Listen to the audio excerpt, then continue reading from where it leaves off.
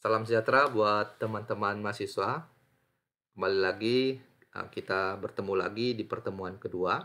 Pertemuan kedua ini saya akan membahas mengenai konsep dari web programming, ya.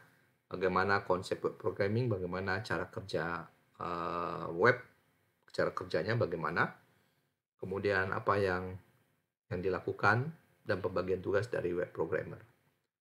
Jadi begini, saya menjelaskan mengenai historical dulu, historical PHP.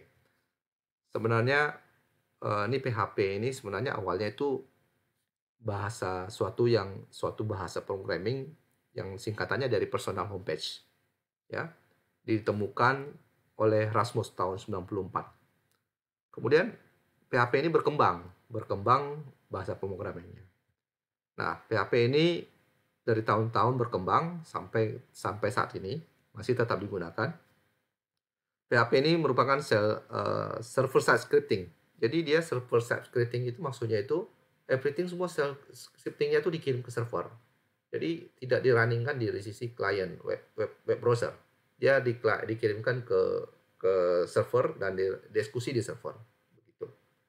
Beda dengan JavaScript dan CSS, dia runningnya dari client side, dari browser gitu.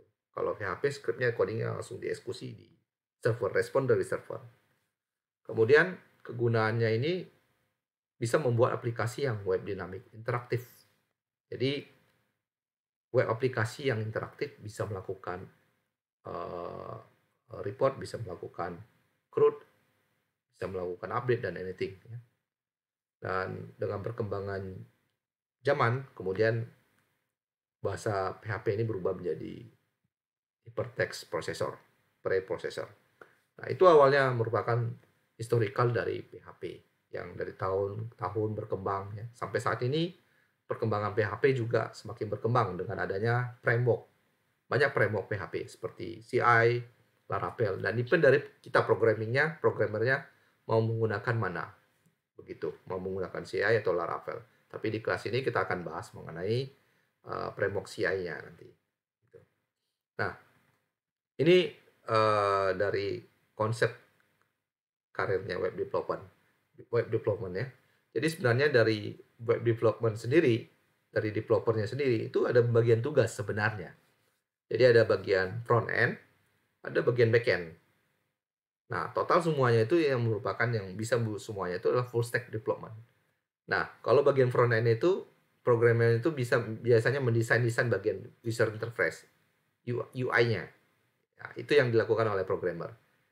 Jadi dia mendesain user interface-nya, bagaimana interface-nya menarik buat user dalam mengakses web application, dan bisa diakses dari iPhone, tablet, dan laptop dan komputer. Jadi dia membuat desain interface-nya menarik. Nah, inilah tugas dari programmer yang bagian front end. Kemudian ada lagi yang bagian biasanya dibilang itu backend developer. Jadi kalau backend developer itu murni pure itu mengerjakan bagian-bagian site servernya, ya, site servernya. Jadi seperti coding di PHP ya, ya dengan ASP.NET, Java dan Python.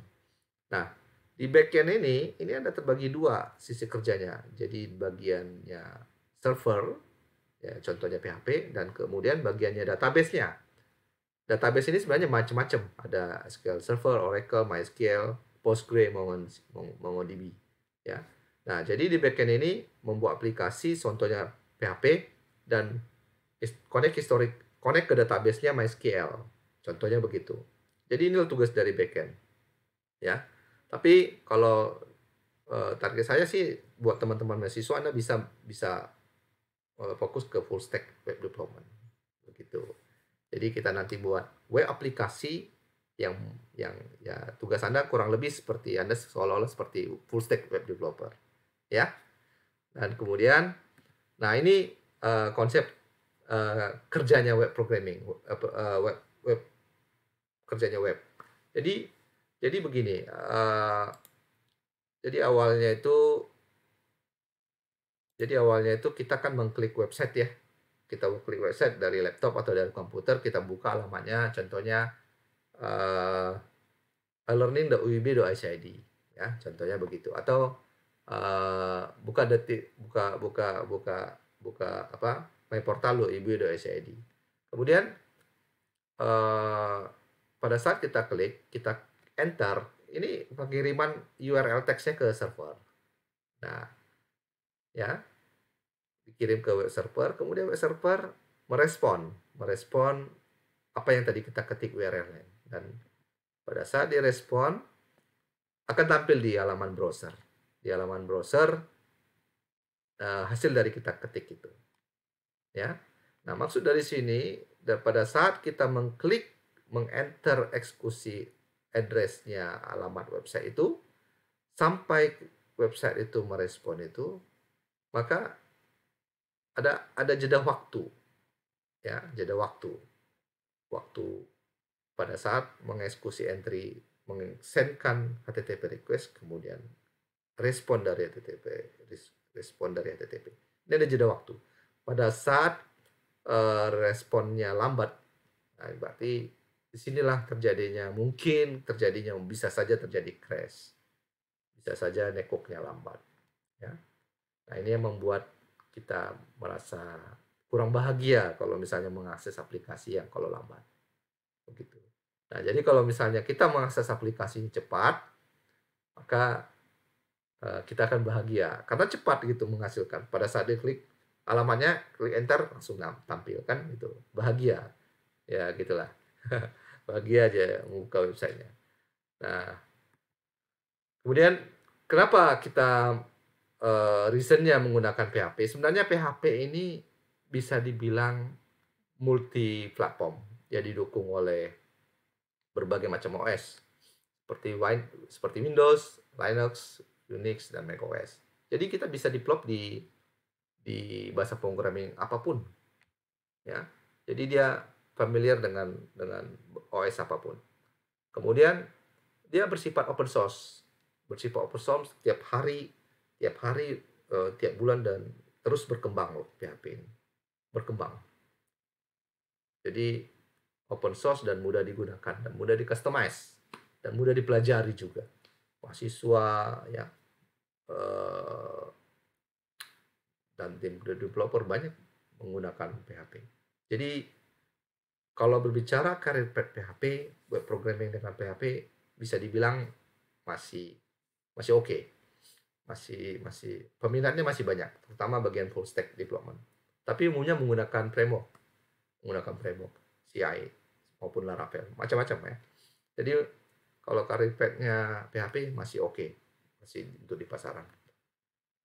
Dan kemudian dia sinergi dengan HTML, dia combine dengan HTML dan CSS. Nah, inilah kelebihan PHP. Ya. Nah, dia bisa koneksi ke database apapun. Bisa ke Oracle, bisa ke MySQL, bisa Postgres, bisa ke mana? Ke DBase dan lain-lain. Kalau sharing pengalaman saya menggunakan di tempat saya kerja, saya menggunakan PHP dengan database-nya Postgres.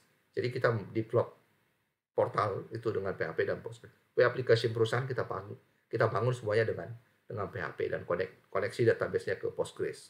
Jadi di Postgres itu kita main database-nya juga, kita mainkan query-nya juga, kita mainkan function, ya, kita mainkan semuanya kita mainkan di Postgres. Jadi tujuannya agar tidak akses dari websitenya itu tidak lambat sistem portal kita. Gitu. Nah, ini kurang lebih sintak dasar PHP. Nanti saya jelaskan ke pertemuan berikutnya, ya. Saya akan menjelaskan mengenai bagaimana structure of coding OPK PHP, dan kita akan sambil praktek nanti, ya. Mungkin itu saja dari saya. Saya ucapkan terima kasih buat teman-teman mahasiswa. Semoga Anda masih enjoy dengan mata kuliah ini. Terima kasih. Selamat buat kalian semuanya. Salam sejahtera.